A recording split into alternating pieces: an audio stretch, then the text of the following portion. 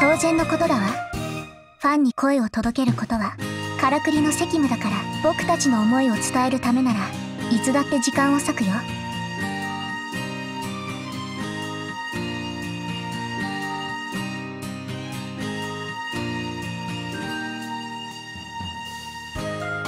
いつでも。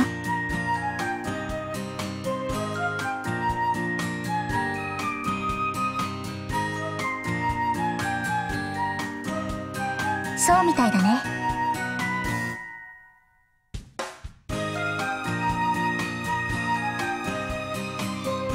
ええ、その通りよ。正しい世の中の味方だわ。お好きに。ええ、セブンスシスターズ。偶然よ。私たちにとっても彼女たちの解散は突然だった。あの時は驚いたね。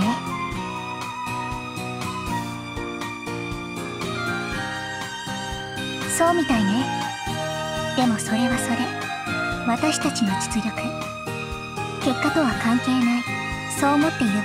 ある意味運命として決まっていたことなのかもしれないしね。ええ、残っていたわ。彼女たちを継ごうとする多くの女の子たちが、消えたセブンスシスターズの影を追いかけるたくさんのアイドルたちが。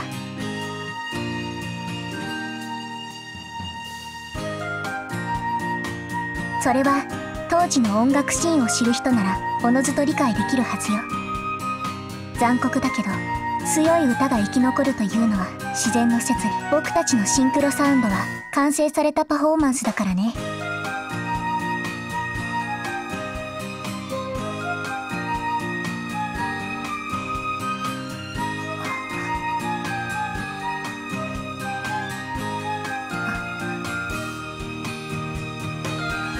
もしかしてセブンスの解散が原因で売れたと世間に思われているのが尺で、そう言ったと言わせたいのかしら。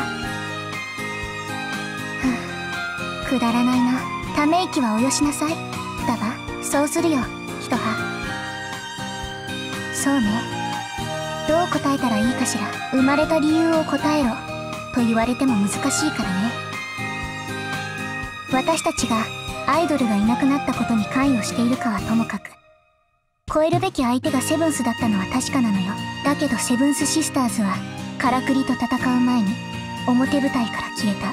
私たちはセブンスに勝てとずっと言われ続けてきた。なのに彼女たちは消えてしまった。僕たちが生まれた理由そのものはあの時に消えてしまったのさ。私たちはセブンスシスターズに憧れたことはないわ。救いを求めたこともない。憎しみもなければ妬みもない。ただ勝つべき相手と定められていただけ。だからあのデビューの日から私たちはずっと空っぽだったのよ。どんなに立派な勝利だとしても、どんなに勝ち続けても空っぽの勝利だった。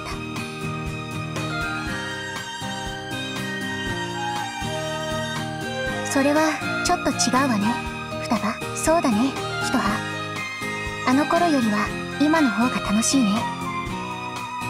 4U のように面白いロックバンドも出てきた。それだけであの頃よりは悪くないわ。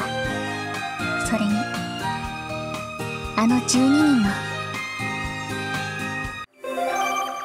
インタビュー with からくり前編。何を笑っているんだい、ひとは。一人で愉快そうに笑うなんてずるいよ。ずるい？私が愉快な理由くらい心を通じ合わせなくてもわかるでしょ、双葉。冗談だよ、ひとは。彼女たち37シスターズのことだね。ええ、またシスターズを名乗るアイドルが現れるなんて想像もしていなかったけれど、彼女たちはまだ偽物だとは断定できないね。面白そうだよ。この東京セブンスにはからくりを楽しませてくれる人間がまだ現れるみたいね。ひとは、メールだよ。どうしたんだい、相手は。その楽しませてくれる人たちからよ。春です。今からナナスタでみんなとお鍋するんだけど、ひとうたちゃんもどう？お返事待ってるね。